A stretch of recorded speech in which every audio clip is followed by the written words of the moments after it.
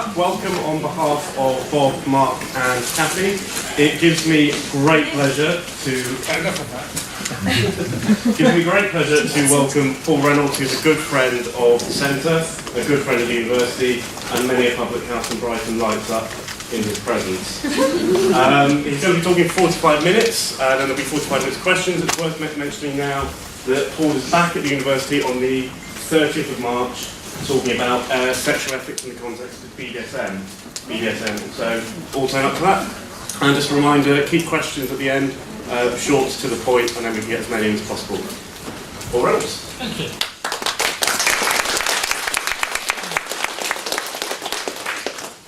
Okay, I've been to Brighton many times and really delighted to do this. And I'm delighted to do this for a special personal reason.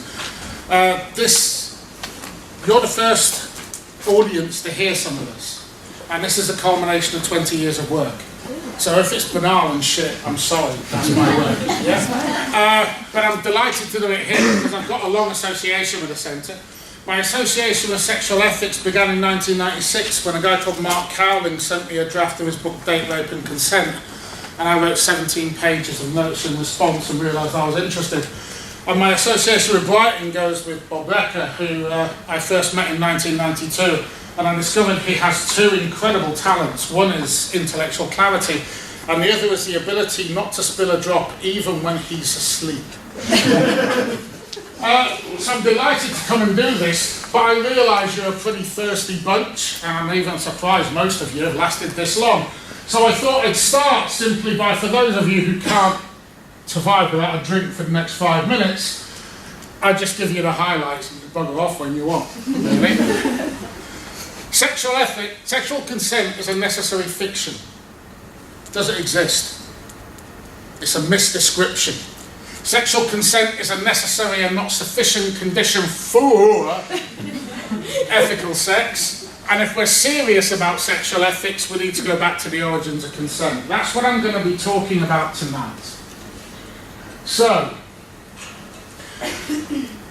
insofar as sexual ethics is concerned, the gold standard is consent. In other words, with few exclusions, one of them, interestingly enough, being BDSM, which I'll return to in March, sex is appropriate, proper, good, legitimate if it's consented. Consent is a gold standard. And of course, in a sense, consent is a gold standard for all transactional relationships under liberal capitalism. Effectively, what consent is the agreement or compliance with the terms of a proposer. And therefore, it's always been at the centre of this exchange model of liberal capitalism. And it presupposes individuals engage in activities where they propose, and we presume that when they propose, they know what they're proposing.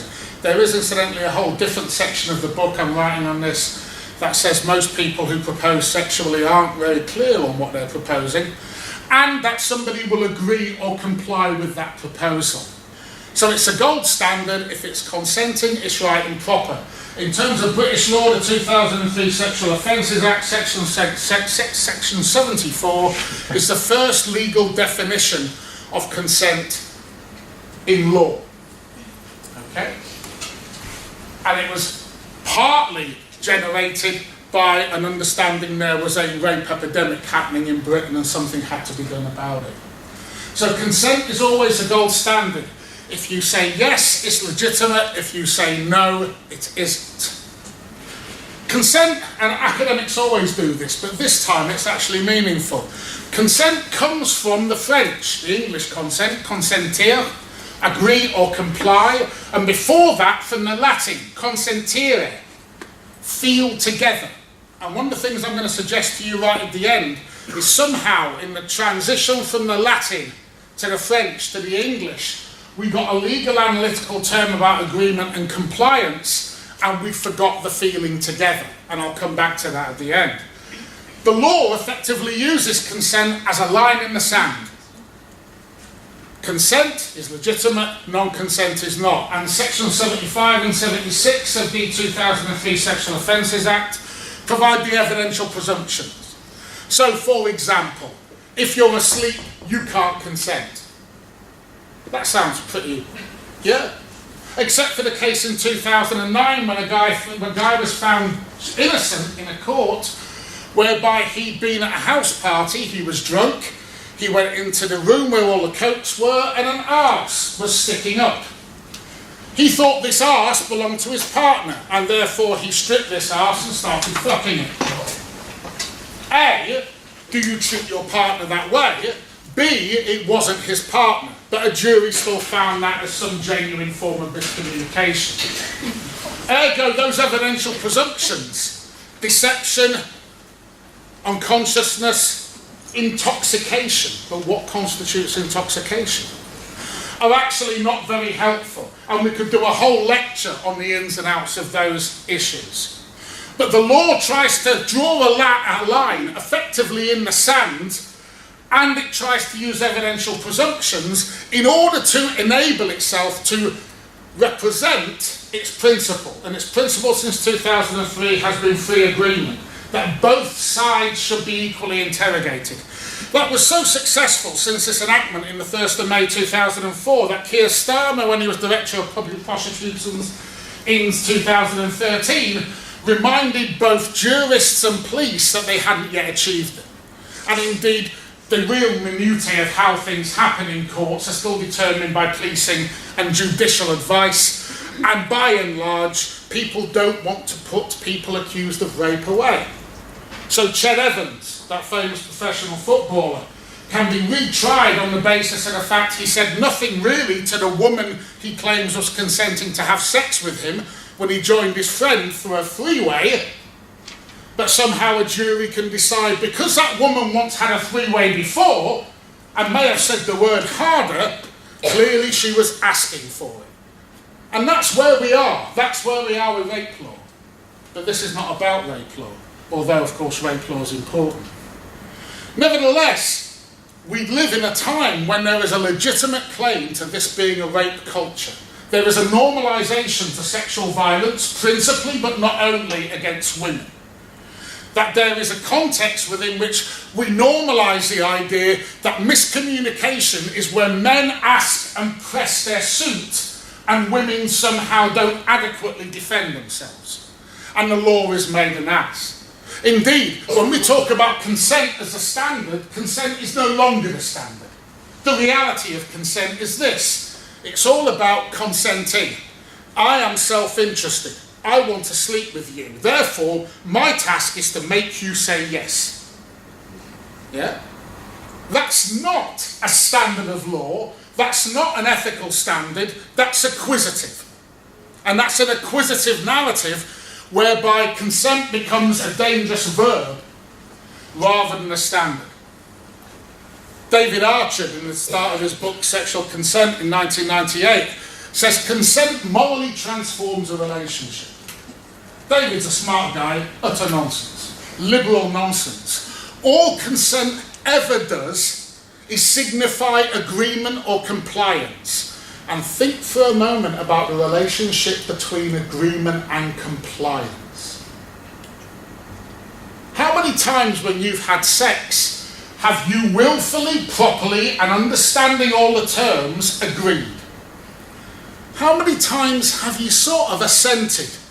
The sort of lesser standard we don't use in law. For example, we often say children can assent to being researched because the headmaster or their parents said so.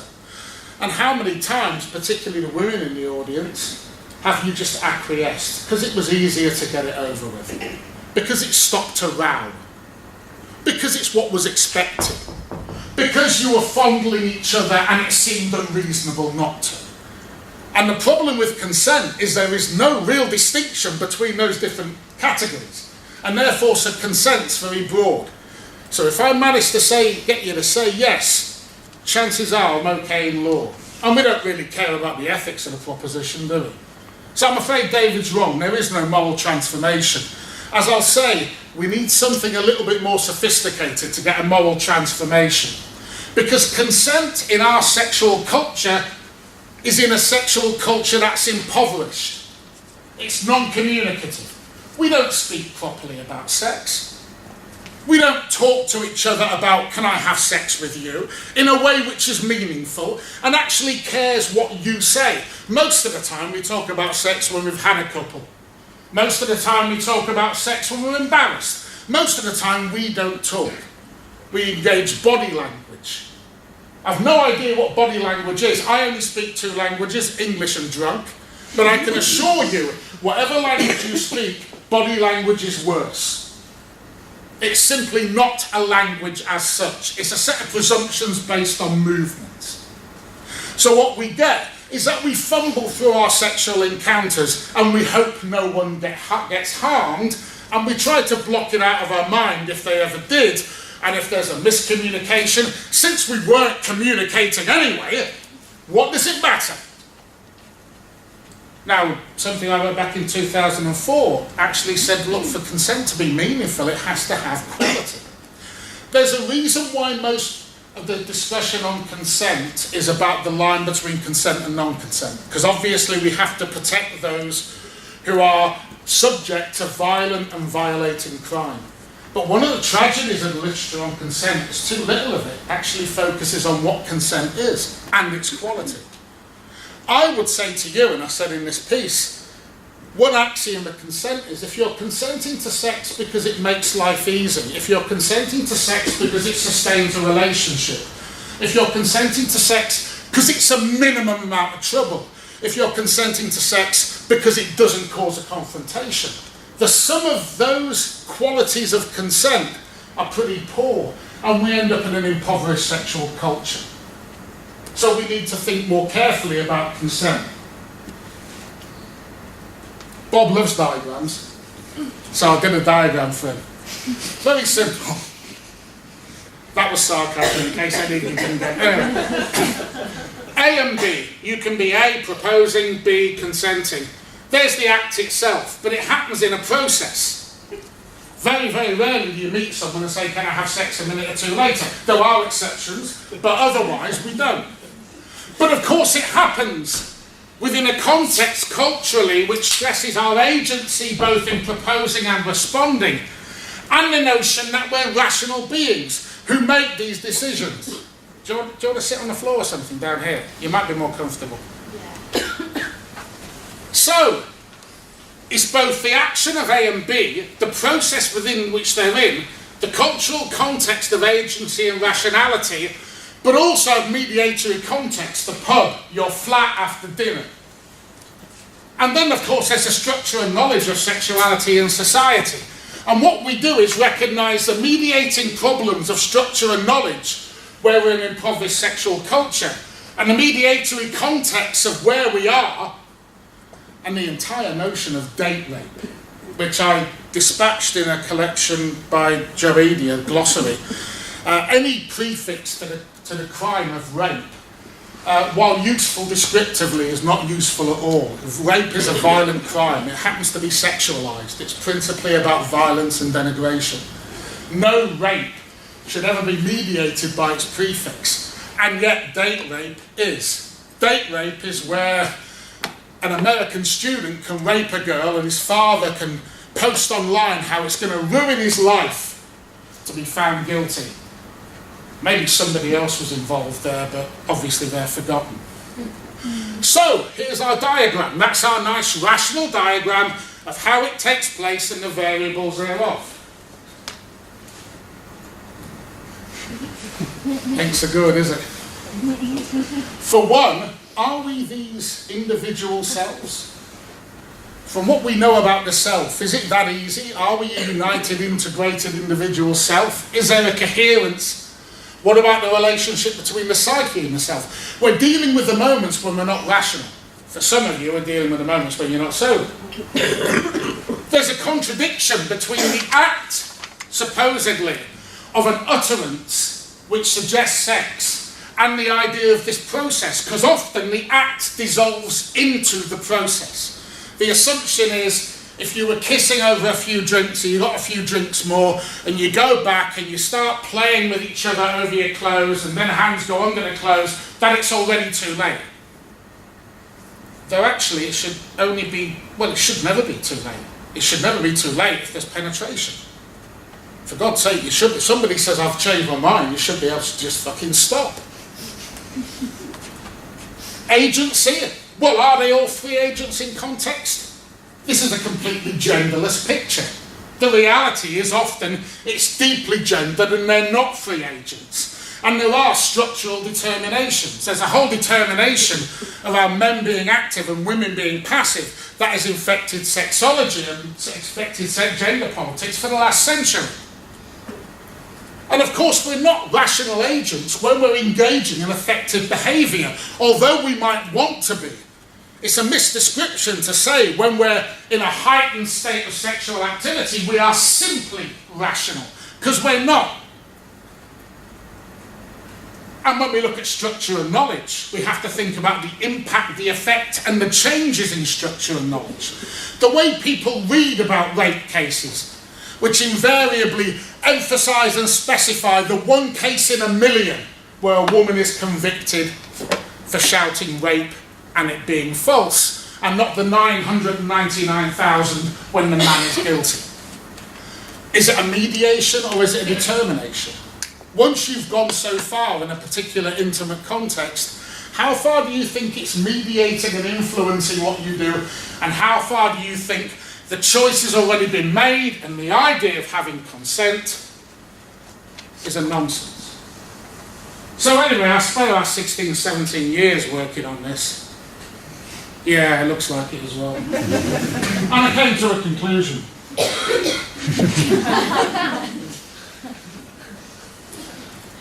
It's necessary to do this work. It's necessary to work it out. But surprisingly enough, the bleeding obvious only occurred to me after a number of years. Sexual consent, as described in law and analytical philosophy, is a necessary fiction. It's a misdescription of what we do and how we act. We don't engage in a classic analytic model of exchanging positions. We don't ask a question disinterestedly. We don't ask it rationally. Now, it's necessary. It's necessary because we need a crude tool to stop abuse. We need a crude tool to stop rape. So we need to protect against that power and abuse. But it's a fiction because it misdescribes the way in which sexual contexts, relations and practices actually take place. And if we move from the paradigm case of two people who've never had sex together before, negotiating first time having sex, and we go to people with 5 years into a relationship or 10 years into a relationship, it's even more of a misdescription. Although, of course, rape can still happen in those relationships. It's nevertheless an unhelpful misdescription, but we need that fiction to avoid the tide of rape, which is currently a feature of our lives. There is, of course, a correspondence. There is a correspondence between the idea that we would utter words of consent and responses and what we actually do. But it's a weak correspondence, and it's more the correspondence of a language game with family resemblances that rather than the specifics of sexual consent. And the reason why this language game, while useful, is temporary and we need to do something more about it, is its impact. Because it always makes law, and indeed defending against abuse, a matter of individual redress when there's cultural causation. In other words, we deal with the symptoms, not the causes. We frequently talk about the rapist, the individual, and how we have to have individual redress from them when we don't educate kids sexually properly, when we have sexual representations in popular media which range from the romantic, I'll talk about that later, and the abusive, and therefore we set up a situation where rape becomes part of our culture. And the wider issue of sexual culture in society directly relates to modernity and the way modernity squeezes the effect, the emotion out of our life. The world of work is not a place to have emotions. The world of social play is not always a place to have emotions, or they have to be structured around cheering for a football team or cheering because you win at bowling. And likewise, of course, capitalism and patriarchy play their part. Women, after all, are always Adam's rib. Capitalism always commodifies.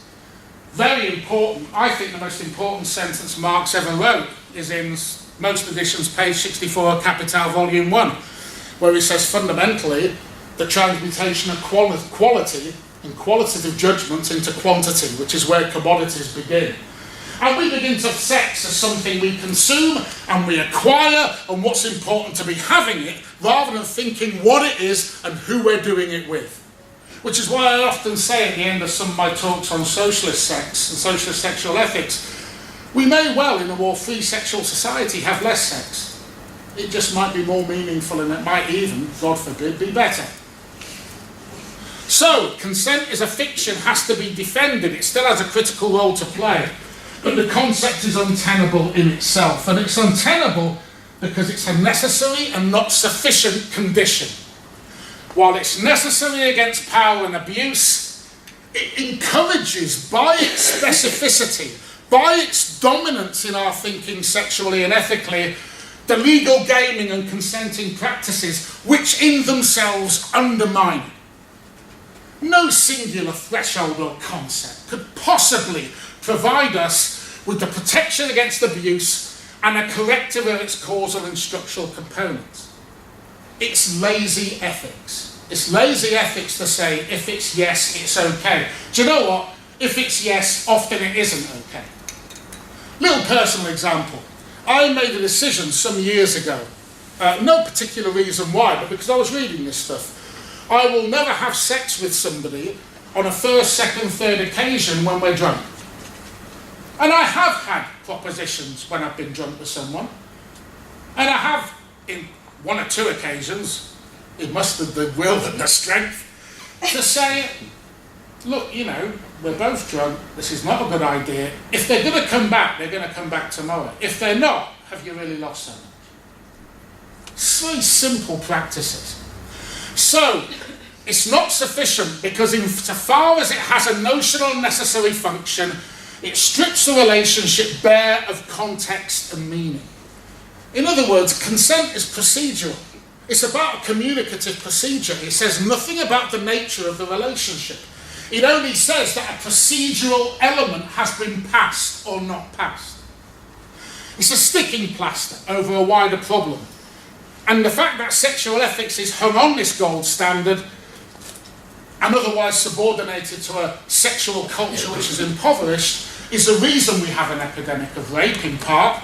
The reason we have the sustenance of masculinities which are offensive. The reasons why people don't seem to do anything about it and don't seem to realise, for example, biomedical secondary education on sex is a nonsense. Kids don't need to know the biomedics. They need to know the relational ethics. So, when Archer and Hannah Wertheimer claim that sexual consent is morally transformative, they give a false moral context where there's none. Actually, there are lots of other things that need to be added to consent. This agreement is morally bare. And what happens, of course, that once you have this morally bare agreement, it becomes a centre of law, the centre of people's thinking, it normalises and pathologises, and suddenly a woman who was so drunk she could barely stand up, according to the evidence of the receptionist in the hotel, can be taken by a footballer who she may or may not been enchanted by into a room. He can ring his mate and they can double team her and somehow it's all right. Somehow it's all right. That's how absolutely disgusting we are. That's the state of our sexual ethics. So, what we need is a genuine sexual ethics. What does it consist of? Leo Bassani's written quite a bit on unsovereignty, which I really don't like. But what I think Bassani's trying to say is this. In any relationship, there is an exchange of bodily integrity, the fact that you expect to control your own body and the borders of your own body, and relational reciprocity, where you give a part of your body to another. It's an incredibly difficult relationship. It should never be easily and blandly assumed that there's relational reciprocity, because abusers can use that. But the fact is, in the relationships we have, there is a mixture of bodily integrity in that defence and the way we reciprocate in terms of relations and the way we give parts of ourselves to others. And we need to be cleverer about that. We need to talk more publicly about sexuality. And this is not new stuff, for God's sake. Ken Plummer wrote an absolutely beautiful book in 1995 called Telling Sexual Stories, which talks about rape survivor groups, which talks about other groups who've experienced abuse who come together and talk and demystify and take the pain and horror out of their experiences and feel better. The problem is, whilst that's important, we seem to forget maybe we should be doing that when there isn't a major tragedy. Maybe we should be doing that because most of us, to be honest, learn our sex through fumbling in the playground or listening to our friends, invariably nonsense. You read some of the Wellings reports, the stuff funded by the Wellcome Trust. People in their 40s and 50s whose relationships constantly break down because they're not satisfied sexually. Yeah? This matters. It matters not just in terms of rape, however important it is. It matters in terms of sexual health, in terms of sexual well-being. In that respect, for example, for any women here who get pissed off that men in a pub constantly yabber on over them, easiest way to shut a man up is start talking about erectile dysfunction.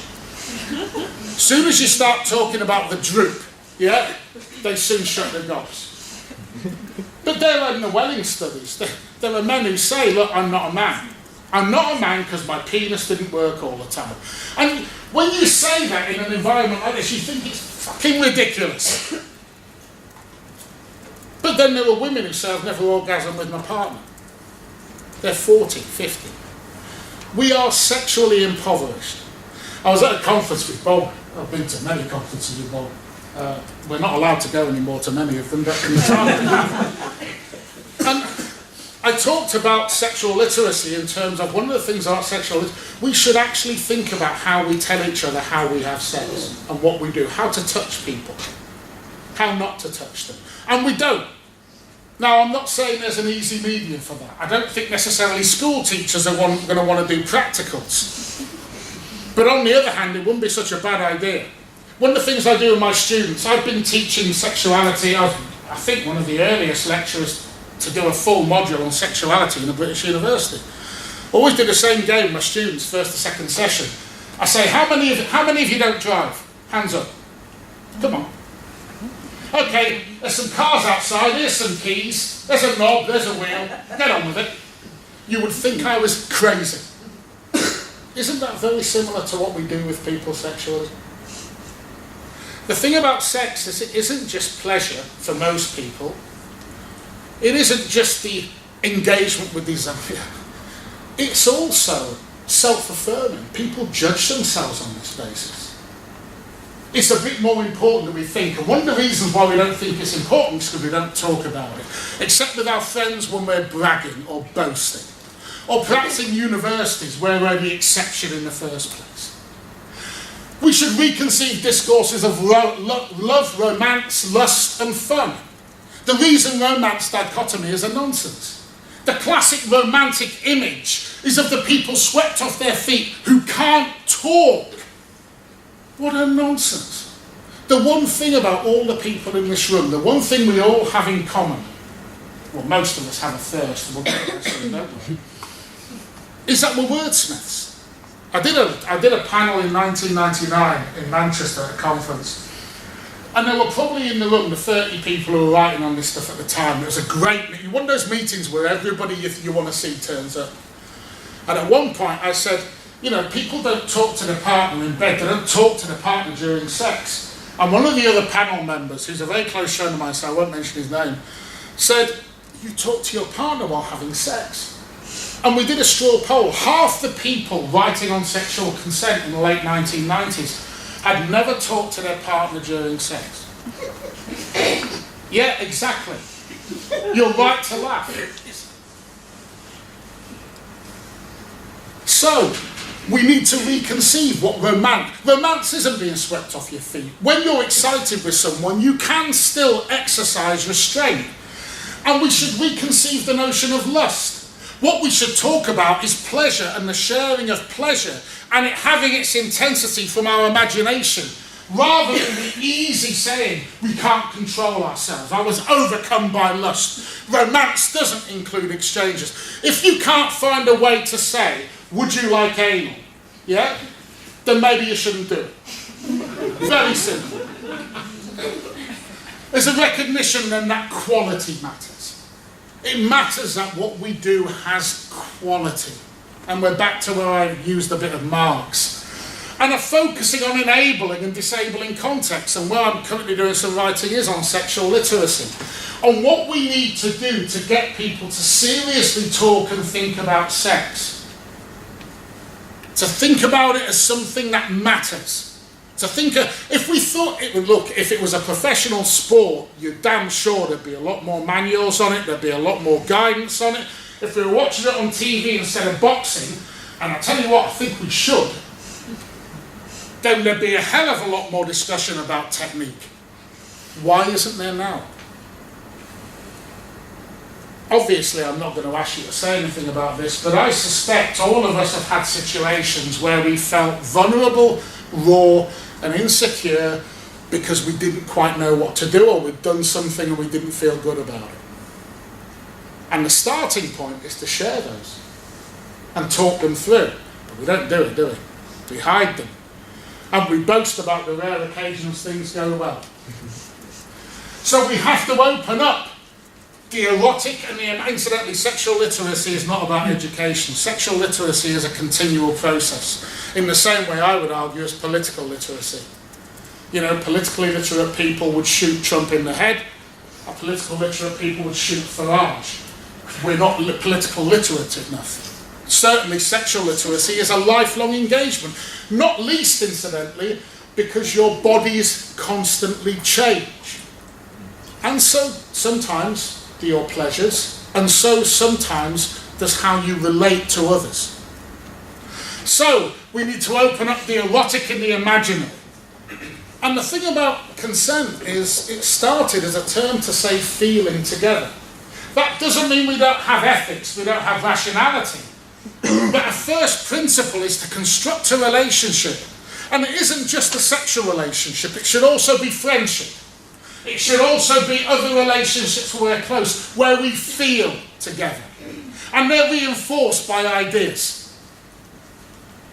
Other feminist care ethics, I think, has a lot to say here. I know the weaknesses of it, but talking about one caring, regarding the self, regarding the other, having a relationship based on more than just lust and love. Love, as I understand it, is familiarity before the contempt comes in. The point being, a caring relationship, other regarding, self-regarding, thinking about the self. The self is impoverished sometimes by quantities of sexual play. Not engaged, doesn't learn anything, doesn't develop. So, I think we need to feel together. We have an element of ethics and an element of empathy. And the task of the next generation of people is to begin to talk about sexual well-being. Because I'm an old guy, I'll be gone soon. Hopefully the sooner the better. But the next generation of thinkers are going to have to take sexual well-being as importantly as they take physical health well-being and mental well-being now. We need to civilise sexual pleasure. Once or twice in my life, I have given a speech about the wretchedness of the human condition. How we are ever immature, we begin to grow to a point of the possibility of maturity as our bodies slowly decay to a long and painful death. I'm a fun person to be around. But the point is, sometimes, as in this current impoverished time of Trump, Farage to me is von Papen, he's a little fascist who lets the big ones in. Sometimes it's not that we lose the battles, it's that we struggle. Sometimes it's the struggles we have with ourselves, with our comrades, and the fact we struggle that matters. And that is why, although we're wretched, we always have the possibility of being something more. And in sexual ethics, what's important is that we engage with each other, with others, with desire and pleasure seriously. And all the rest, my friends, is wanking and weightlifting. That's it.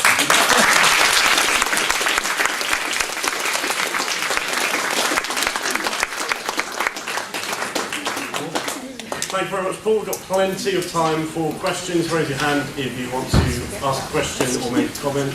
Who would like to start us off?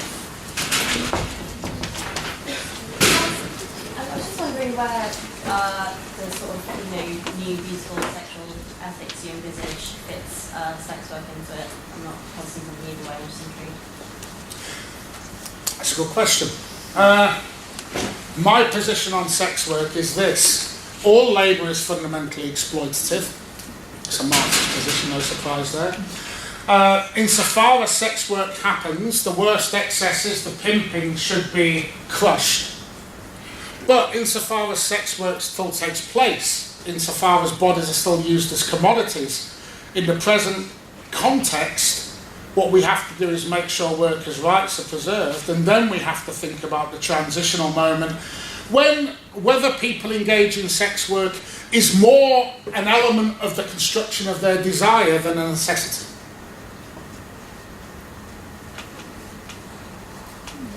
What do you think the relationship between sexual literacy and pornography is?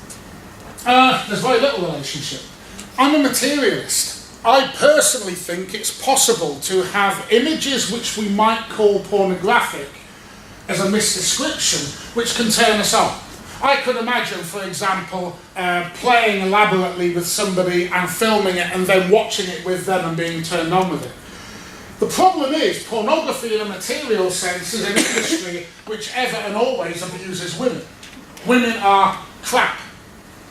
Famous article by Martin Amis in the Times in the 1990s where he quotes a pornographer from California and that pornographer's take on the current element, the current nature of pornography. Ass is the new pussy. Yeah?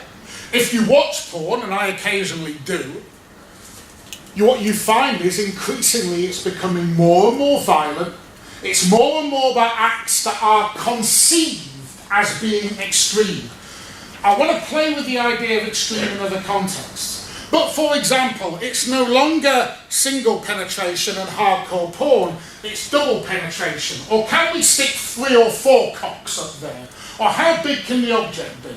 So in that respect, while I think it's possible for us to play with sexual imagery, and I would like more public sexual imagery, and I would like public spaces where people can have sex, pornography is instantiated in an industry. And much, if not all of that industry, there are enclaves, for example, there's some good examples of lesbian pornography, but most of it is like any other industry. It's a capitalist industry, so obviously we want to burn it down.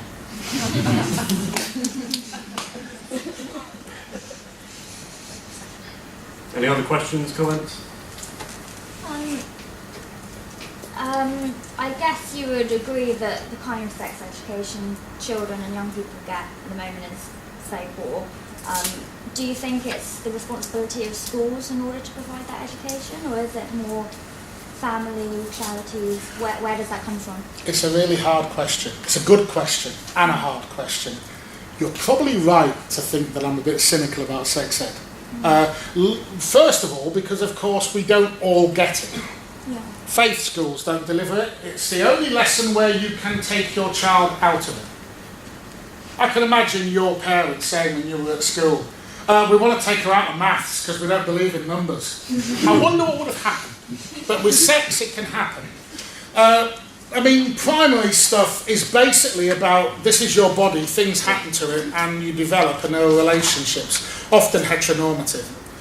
I mean, the thing about sex education in schools is, of course, some schools will promote alternate sexualities than heterosexuality.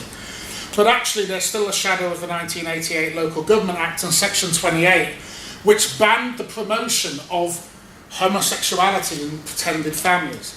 Now, the reality of it was always crap. It was always nonsense, because the 1988 Education Act took most schools out of local authority control into governors. But the scare of being on the Daily Mail as teacher is a problem. When we get to secondary school, some youth clubs do some good stuff. Some schools do the odd bit of good stuff. But by and large, it's within a biomedical context. If you start, and here's a real problem, because I understand the contradiction.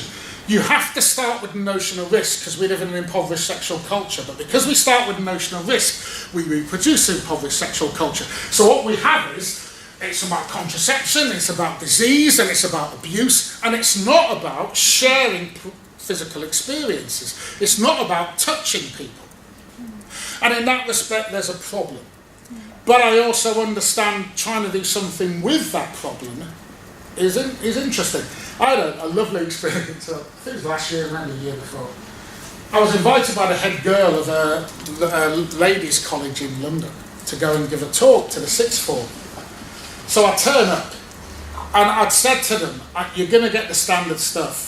I don't do, the first thing I do when I tell my students, I say, look, we're going to be talking about women and fucking, and you can laugh all you want first week, but by the third week, you'll all be saying the same thing. This bastard gives us lots of reading.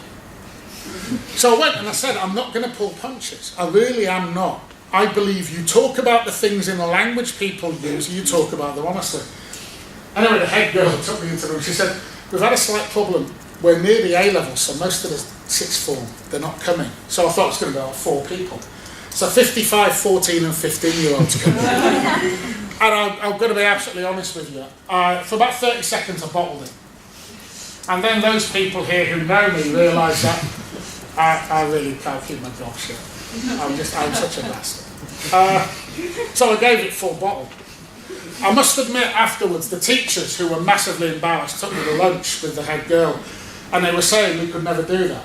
And I said, well, how did you put it on? And apparently the headmistress had said, we're the second most achieving private school in London for women, and that's why I can put it on, because I can take the risk. But most schools can't. And as much as I dislike what they produce, I understand precisely why they can't produce more. I don't think it necessarily can be founded. I mean, the single worst thing that can happen with your parents is the talk. I never understood how a bird and a bee went together because they're pretty different size. That instantly screwed me up. But maybe there ought to be other structures where we do talk about these things. And maybe that actually ties into a bit of neoliberalism and a bit of the privatisation of the self, and the lack of community organisation and the lack of us getting together except as atomised individuals who aren't going to exchange our vulnerabilities. Just a little bit of politics there, I'll just throw it in. My question actually follows on very well from that. I was really interested when you mentioned this idea of the kind of relationship between consent and competence. I'm a youth worker, but I'm also researching sexual consent with young people, and so I do go into schools, I do have these conversations, I talk about risking hopefully different ways, try to undo the heteronormativity, blah blah blah. It's really difficult. And the thing that I was thinking about there is this notion of kind of who does this work?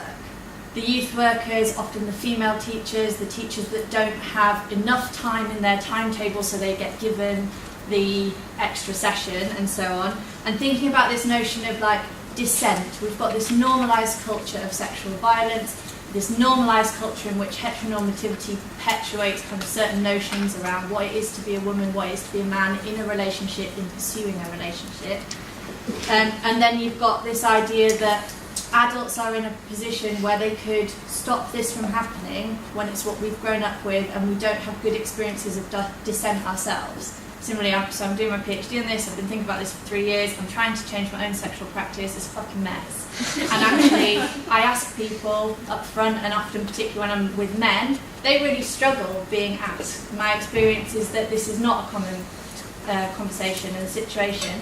Yeah, I'm a woman in a precarious work situation, in precarious situations for other reasons. Yeah, very well educated and things, so we can even it out. But it's just thinking about that notion of how we teach and how we role model this. And I don't necessarily like that term, but I feel like it's coming up more and more when I'm working with children and young people, in that this is what we need to do? How can we model these moments of saying, actually, when it doesn't go well, it's okay?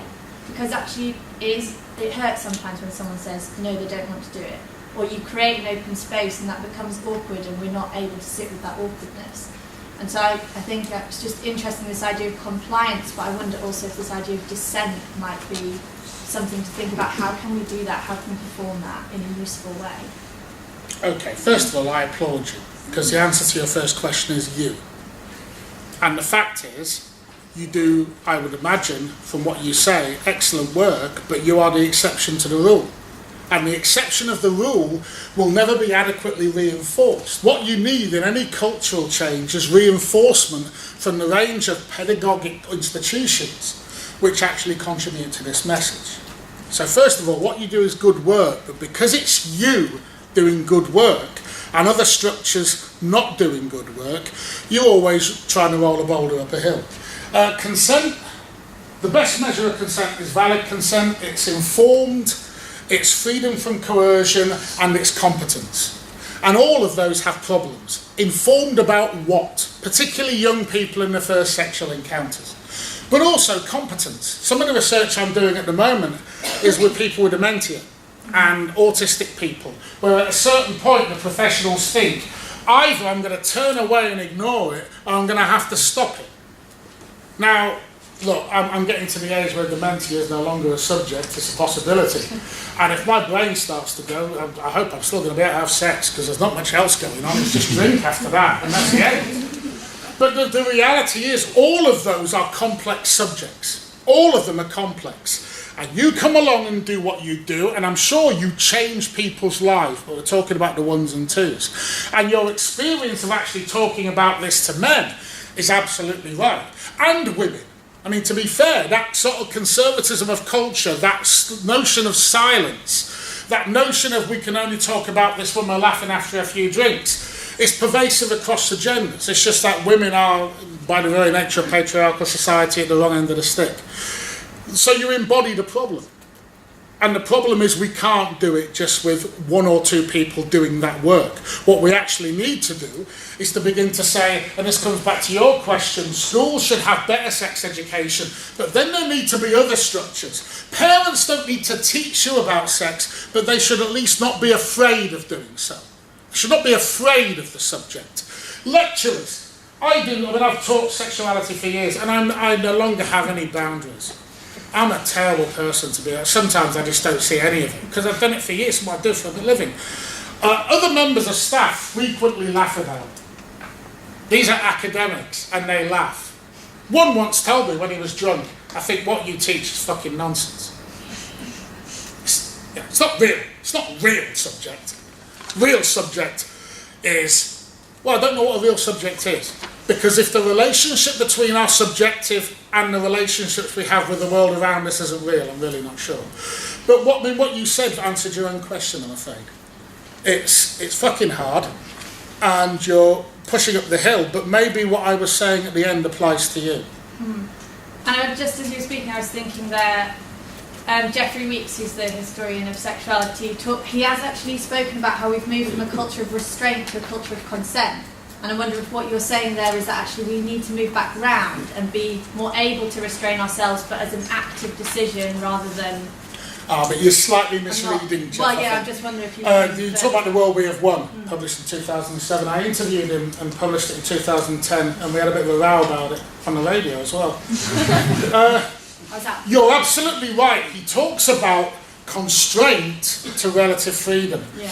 But although he sees it as a world we have won in terms of... I mean, his argument, and I do like it even though I don't agree with it, is that gay and lesbian people's lives have, in an everyday sense, changed. And social theorists who have loads of marks in feminism sometimes forget there's actually people that live lives when they're busy diagnosing gloom and doom or celebration. But equally, Jeff is very clear that freedom has come with a whole new set of impoverishments. So I think, I've got a massive amount of time for the man. He's absolutely brilliant. He's also a brilliant academic. My favourite Jeff Weeks moment was at a do in Manchester for him, where everybody else was talking about, academics always talk about how they're all lefty, and then the RAF research excellence framework, don't care about it, and then they look at their journal articles and how they're rated. And Jeff said, generally speaking, I like writing books because people read books. And I'm not in the business of writing stuff in journals for a few academics to read. And if I do write shorter pieces, depends who asks me. So I've got a lot of time for it. Michael? Or do we need to break down the clear barrier that we tend to build between intimate relationships and friendships? I think the relationship between a sensual relationship, a sexual relationship, an intimate relationship and a friendship are some very interesting and sometimes false barriers. Every time we see each other, we hug. Yeah? Quite frequently, we kiss. Well, we do. I don't feel anything wrong with touching and hugging and kissing you, nor do you the same way. An awful lot of people do. An awful lot of people would be surprised that men would do that. We'd have to perform masculinity straight after to prove that we're the right side. One of the things I love about Brighton is the university and the people who lead it, the likes of Mark and Bob, are developing a culture amongst students to actually accept that this stuff is not bullshit. So I do think there's some of what I want to do is to play with those relationships, but what I don't want to do is lose the specificity of sex, because I also think the use of the body for pleasure is important. Orgasms are important. Touching is important. Stroking is important. Being honest and open about the things we do are important.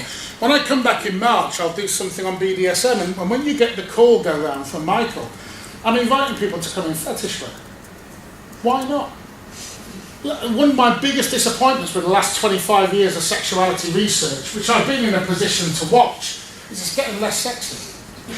So look, I'll tell them the Ghent story. I'll tell them the Ghent story. I won't tell them the Salzburg story because you're complicit in that. I did a lecture for a student society at Ghent University. It was part of the way they got legitimacy from their university, the BDSM society. And Bob was with me. Not an unusual thing. So we turned up and they did it in this room with candlelight. It was lovely. It was just dark candle, about 50 people. And the other lovely thing was, they said, speak as long as you want. And they kept bringing me beer whenever the bowl was empty. So I was speaking. I'll tell you how.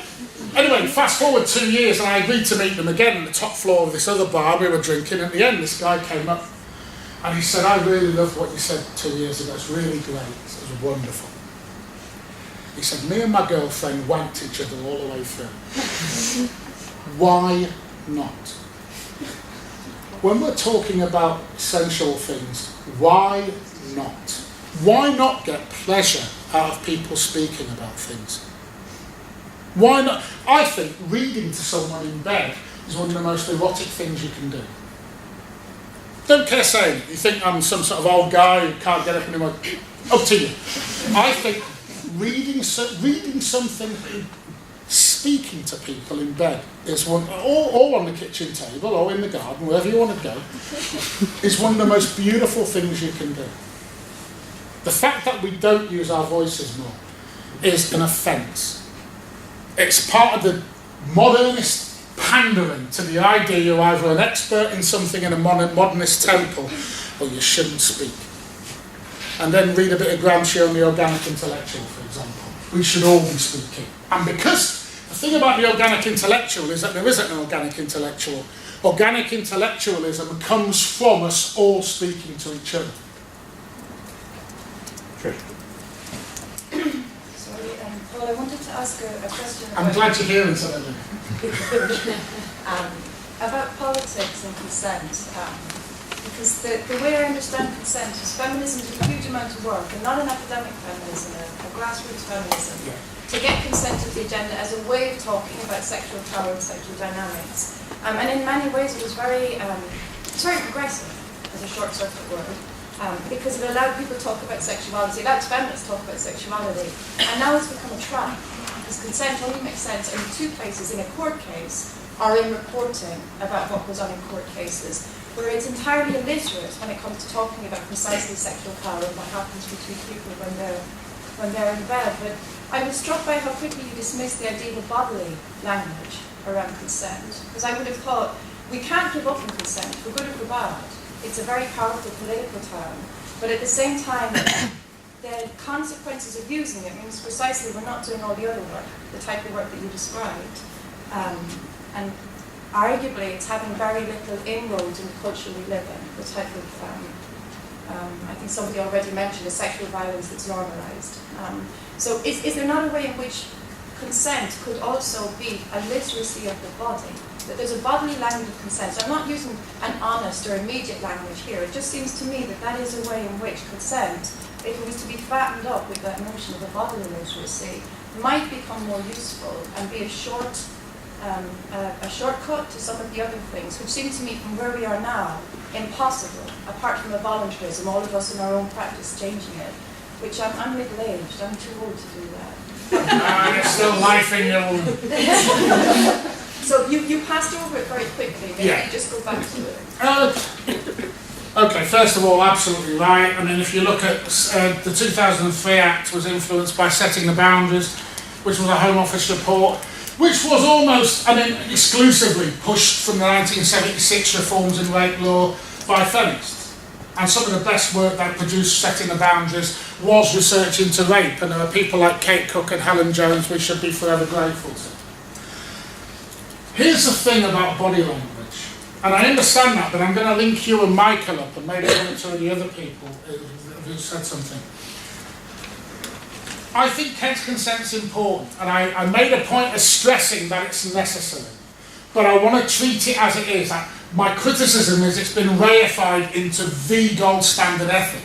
I want to make it small so we look at the other things. With body language, I'm willing to accept, particularly in the context of people you know, that you might be able to interpret some of their movements. But ultimately, I have to make a decision, which is partly a political decision, which is if I support the idea of body language, it's going to be used by people who think somehow it's a significatory process which we can read and understand within a culture and produces an answer. And I'm not quite clear it is. And I would rather have something more verbal. I think Louise Pina in the early 1990s was absolutely right when she said, look, and she actually said, I'm not sure about her pronouncement for lesbian feminism, lesbian relationships, where she said they didn't need verbal consent. But her argument was, in the current malaise we have, maybe we need to have a period when it's verbal. So I understand the complexities of body language, but in terms of arguing a position, I'm going to say it's not enough. I'm going to say in the present sexual culture, we need to move people towards verbalising. Because verbalising will then start your problem about what exactly relationships are we talking about, and the point about education, and the point about talking to each other. And I think part of this process is going to be getting people to tell their sexual stories. So it's a political choice. And obviously, I'm doing a talk here, some of it's going to be a bit polemic.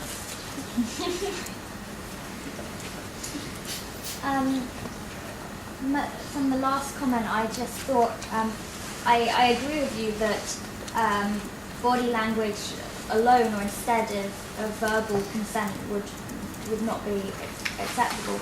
But surely body language is a very important addition to verbal consent and could add to what you're saying about how it's a bare minimum and fair ethical sex and needs to be more. For example, if somebody says yes but their body looks like it's saying no, then you could maybe think, do they really mean yes? You are right in that respect, but what I would go back to is this. The problem is body language is used at the moment as a means of claiming that unless the woman, and although this is not supposed to be the case legally, let's remember when the Ched Evans case, sexual history came back in, won't be long before it's where's the bruises and were you wearing a short skirt. I honestly think it's going to get to that, and there's a problem with jury trials. Odd thing is, jury trials for rape are really bad. The last 6 years, jury trials on BDSM stuff have been really good. I don't know what you do with juries. But the thing I'd like to say about that is this. I think body language and the way in which we choreograph our movements with each other is important. But I think if we sustain the notion that there needs to be something verbal, we educate and edify. And that's why I would want to actually have that still. I'm worried about what body language is used in the negative. And there was another point I wanted to make about that, but I keep on talking. And it distracts me. Sorry, just was there another point you made that I missed? No, just that I agree with you, body language is not something, it can't replace verbal communication, but it could help to make the yes, no. Your other point was actually a very good point, which is we should look at bodies when they're saying no, when the person's saying yes, which I think happens a lot more than people say. But here's my response. If we had an ethics which wasn't just consent and it's okay, but it was care of the self, care of the other. I care what you think. I might want you, but I care what you think. I care how you feel. I'd be looking for that anyway. So maybe I would then supersede some body language into that, but I would still want the ethic there first. Start fucking people you actually like.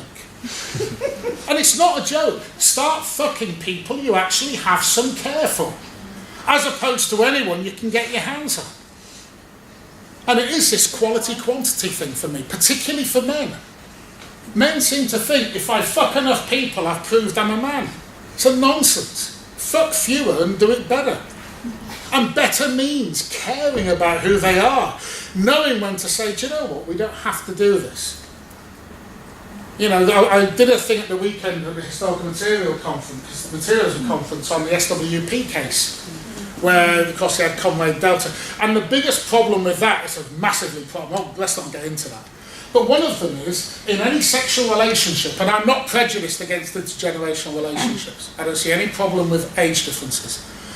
Recognise, if you have power, recognise the power and compensate for it. Very, very simple. If we start seeing each other, my job is to make sure that I reference to you constantly. It's not rocket science. The problem is, talking up with Bob, in the end, after 20 years of doing this shit, it's common sense. You know, which depresses me a great deal, because that's 20 years of my life.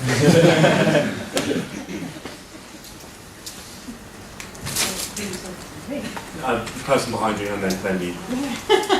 I was just wondering about your thoughts. You mentioned Islam's reflections on the failure of the 2003 Act to actually have any effect on the constitutional procedure. So I was just wondering about your thoughts. Given that the 2003 Act gives provision for reasonable belief in consent, but there has been no attempt within court practice in order to make sure that reasonable belief in consent is because of the issue of burden of proof, and I was just wondering about your thoughts about that, about the conflict between reasonable belief and consent and burden of proof. Here's the problem with reasonable belief. It's actually mens rea, it's male reasonableness. And the test of it was actually prior to the 2003 Act. It was a Morgan case that partly provoked the 2003 Act. No, I'm not less interested in that than in what your thoughts are about how, because from what I've understood and from what I've read in like feminist criminology, there's not even generally even an attempt to work out whether there's reasonable belief. It's still on the question of whether the woman consented or not the question of whether there is any interrogation put to the man about on what basis he made the belief and the reasonableness of the consent, and how that sits in relationship to issues of burden of proof, and what we can do to actually attempt to shift practice so that we, even the question of reasonableness is raised. Okay, I'd still go with the fact that, I mean, there have been something. The 2003 Act is based on the Canadian-Australian models of free agreement. The problem is they're individuated. If we're going to go now to a socialist form, you would recognise power relations and culture as a part of it and the positionality of the person in it. Nevertheless, it's still largely, the structure is of male reasonableness where there are masculine and feminine roles, and that's why women are always become the double jeopardy. They become both the victim and the person to be tested. But in the context of socialist stuff, maybe we have to recognise the need for punitive justice, but also think about things like restorative justice, other models of justice, and maybe we need to recognise that in the context of a legalised process which seeks to identify an individual as guilty, important that it seems, is not the only process we should be playing with. But this is what you're talking about, $64,000 question. Yeah, this is the thing that's we're all why I trying. asked you what your thoughts were. Yeah, and I'm not that bright. I think, do you have your hand up? Yes, please. So I just got two things. One was following on from what you were saying about body language. So my general impression is that in heterosexual sex, it's more likely to be a woman saying no, and a man saying, oh, but your body is saying yes, right? That it's more likely to be that way around. So the verbalisation of consent is really important in that case, where somebody can make a case to say, well, actually, your body feels ready. So there's that point. But what I wanted to take the discussion a bit further was to ask you about what, can you tell us a bit about social intersex? You mentioned it just in passing there. It was really interesting to see if there is an alternative model that is perhaps in operation somewhere, or what it might look like. Yeah. Well, the SWP tried to. Didn't quite work for them. Didn't quite work for them. I think actually, to be fair, they were working on next to nothing, and however bad their solution was, and there was some bad faith, nobody has that solution. I mean, I'd like to bring some restorative justice in. I think one of the reasons why I'm focusing my work not on criminal stuff, but on sexual literacy, is I think if we educate people better, not educate school, educate lifelong, there is a possibility we can actually widen the gap between those who are confused and those who are guilty. So I'm afraid it's very, very sketchy, and I will get to it, but I'm not quite there. I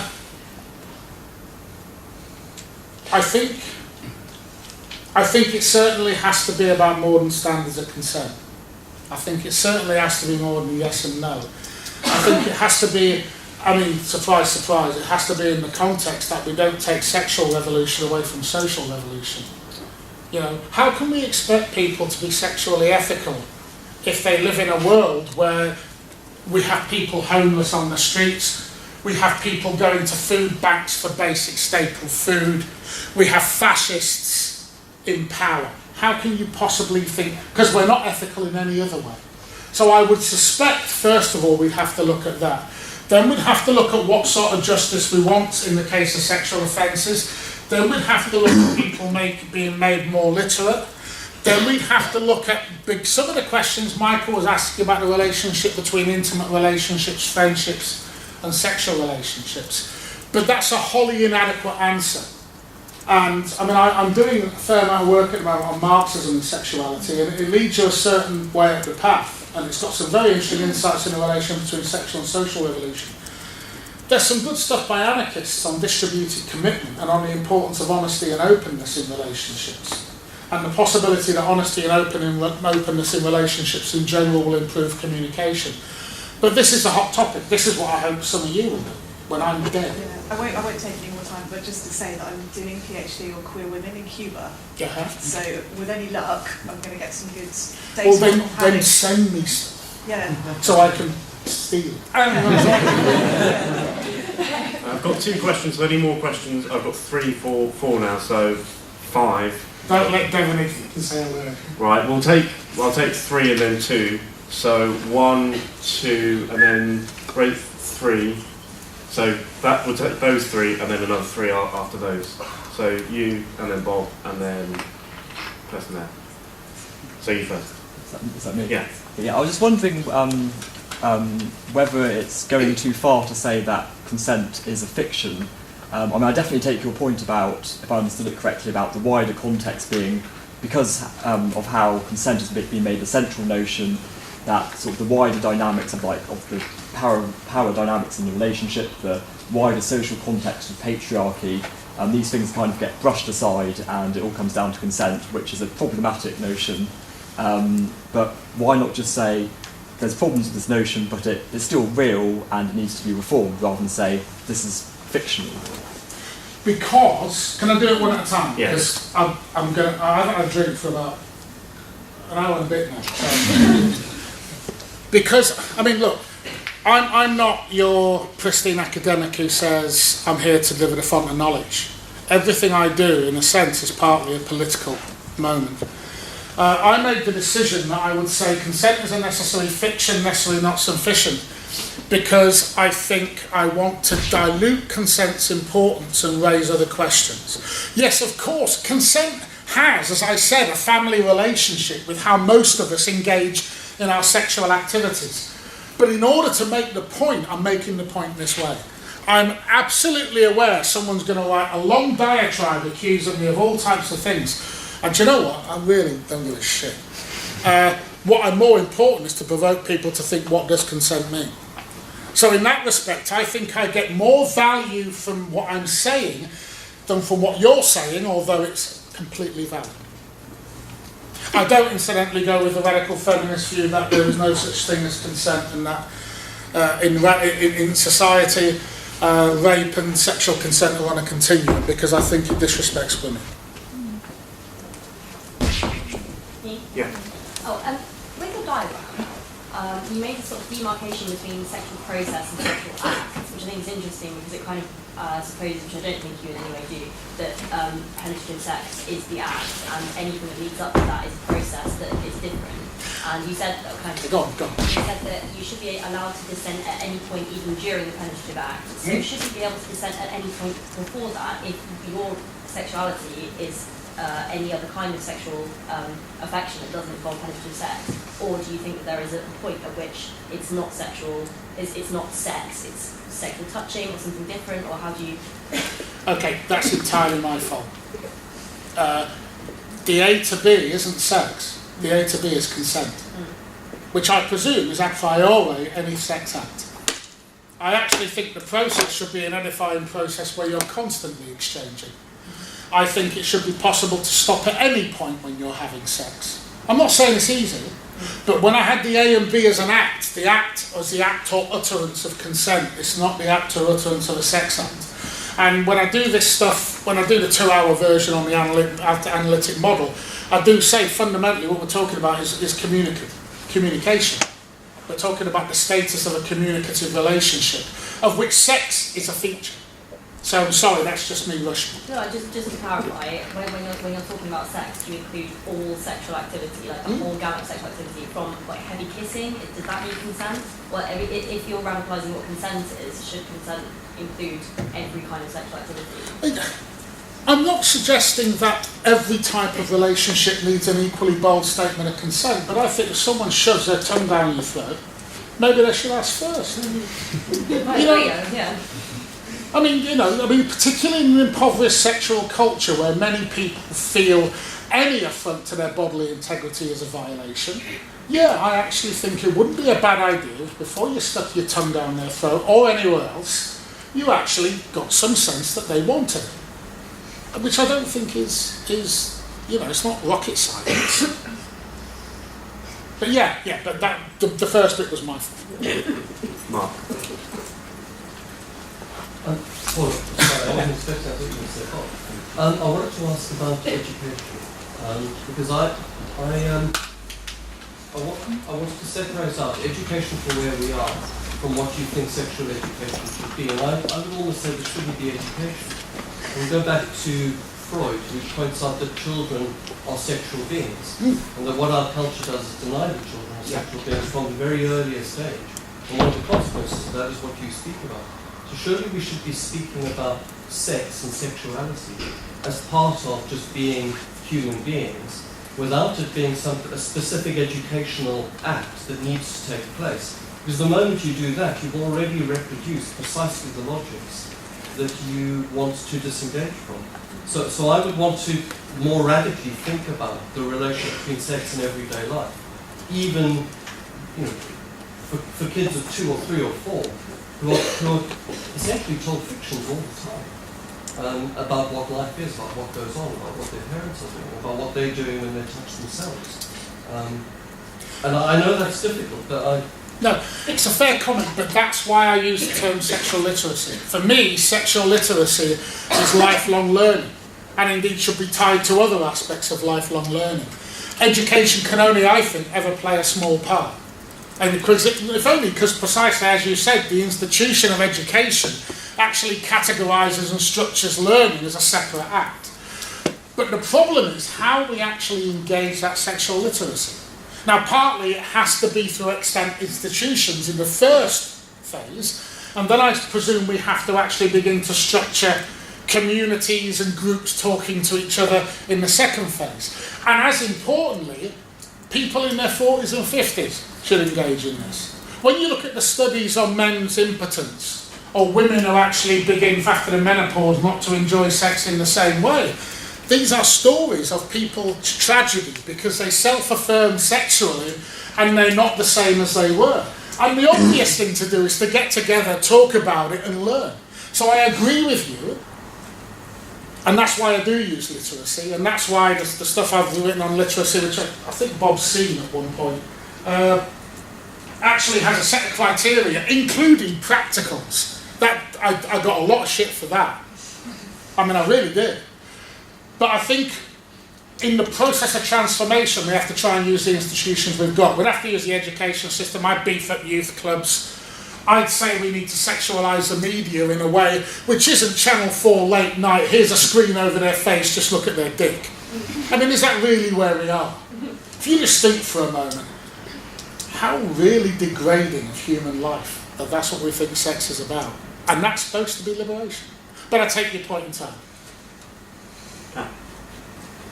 I only watched 3 of those episodes, by the way. I couldn't and also, my students know I'm from the seminars. I want to ask a question in a way that's not going to sound like the Daily Mail, so I have to be careful with it. The idea of consent is a necessary fiction. I totally get, particularly in relation to the kind of rancid misogynistic culture we're talking about, in terms of something like Chad Evans. But isn't it important as well to have more of a language around sex than around the question of consent? I'm thinking here about I'm not the Daily Mail. I'm thinking here about, for instance, ideas that I would never have slept with him if he had told me who he was. And now I feel that consent is given that I wouldn't have given. Now, if I think about that, and I won't be alone in this room, I would never have slept with anybody. None of my sex was consensual, because he would lie all the fucking time. So I'm wondering if there is a way, and it's an important point, I think, that the necessary fiction of consent is necessary, particularly in relation to thinking about how women are treated in terms of rape and sexual abuse. But doesn't there need to be a richer language for us to think about the kind of spectrum in relation to sex that you have regretted or not, that doesn't necessarily have to turn on the question of consent alone? It seems to be that the only way to name those kinds of relationships is around that idea of consent. And I think that there needs to be more of a language than just that. It's limited in terms of what we can say about the complexity of why and when people sleep together, which isn't about that bodily moment of yes or no. It's about thinking about the whole thing. And that, I hope, is what you get from the last slide, from the idea that we need to have a wider ethics, more criteria. Talking about care of the self and care of the other. Incidentally, deception is one of the Section 76 of the Sexual Offences Act 2003. Deception is one of the evidential presumptions. You know, this is not rocket science. If you get someone drunk and then you rape them, which is what you do, you should be jailed. If you exercise deceit, obviously the deceit you're talking about, you know, it might not be the same level of deceit.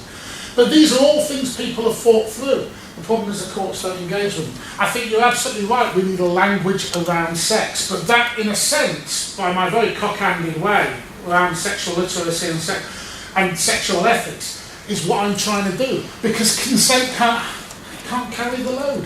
And consent is important, obviously, as a concept. But I can't think of any other single field where one concept carries that much, except perhaps democracy. And I think democracy is a pretty shit concept as well. I don't know if that answers your question or just as another rant. No, but mine was a bit of a rant to start with, so it's fine. That's fine. Was there another question over there? Yeah. You talked a lot about transactional, A to B, etc. How does this consent fit into the sort of form of a collaborative experience? So I think potentially the BDSM community has this more nailed down than the rest of us, but the idea that this is a two-way situation, it's not one person receiving from someone else or one person taking from something else, it's two people working together to achieve something. How does that fit in with the concept? Lovely way of putting it. That's a lovely way of putting it. First of all, I think one of the reasons I'm not particularly keen on the concept of consent is precisely because I rarely think it follows that simple propositional model. Often where it doesn't have tragedy at the end of it, it is two people trying to work through how they're going to make something work. BDSM we have to be careful with, because for all the play and all the safe, sane and consensual, and even risk-aware consensual kink, what I'm going to suggest in March is that some of it is just not consensual. See, the next step, the bit that people are really going to hate me for, so if you hated me tonight, wait, there's more to come, is the fact that I don't think all sex is consensual, and I'm not necessarily sure in the context of a relationship that has other ethical standards it needs to be. In other words, if you're engaging in BDSM, if you're engaging in pain play and in erotic torture, there will be points, and anybody who's ever done it knows there are points on both sides when it is not structurally consensual. But it's in the context of an ethical relationship where discussion has taken place, where people have already a priori agreed parameters. In the same way as, I think with people with dementia, I'm not quite sure how what I'm going to deal with the issues of it when we look at the evidence. But if dementia means you can never be guaranteed of consent, maybe we have to recognise a way where there is an element of risk, but there's an element of risk in all social behaviour. And I know even as I say this, I'm setting myself up for a kicking. But part of the job of an intellectual, which I claim to be occasionally, is to ask the hard questions. It's not to publish the nice articles. It's not to sit in a room and look smart. And at the edge of this, there are some forms of sex which are not at every moment consensual, and we need to do something about those to make them ethical as well. But that's something I'm going to be struggling with for the next 5 years until I retire or die or whatever comes sooner. I know that Paul University, we have 4 or so minutes from here. I've got one question. Anyone else? Any last questions? I guess I was wondering if the type of non-consensual sex that you're describing is just kind of caught up in how we define consent. Because it seems that most of the consent that you're talking about here is defined by a very kind of legal and structural, strict definition of it. And I feel like it's much more, especially in BDSM, it's much more fluid, kind of circumstantial thing. Yes and no. It would be nice. It's a nice explanation. I'd love to subscribe to it, but here's why I don't. One is, consent to me is populated as a concept by legal and analytical thinking. It's about an act and utterance. That's there. With BDSM, one of the reasons why there's a stress on safe, sane and consensual, or risk-aware consensual kink, is precisely because of the fear that those activities are pathologised and prosecuted. Okay? And the successful prosecutions have involved arguments that it was non-consenting. Now the reality is, in the process of imaginative sex acts where you live out your fantasies and engage in play, there might be moments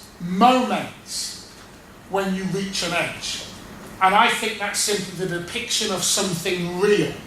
And I want to accept it as real so we can make sure it's ethical. It's not comfortable. I'm not comfortable with it. I'm quite aware of what can be used as an apology here.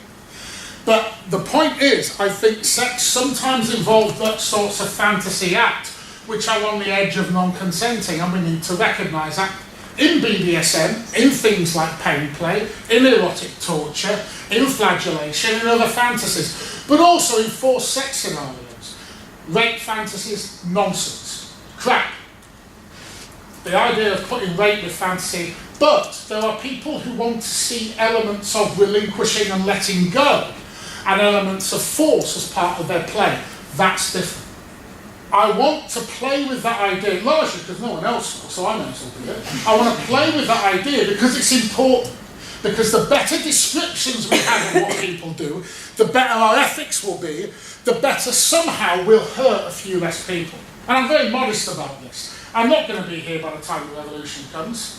I suspect very little is going to change in my lifetime, but if somehow you can make some people's lives just a little bit better, that's the game. Well, on that note, making lives a bit better, we'll head to the pub shortly, wagon horses as per usual. But thank you very much, Paul.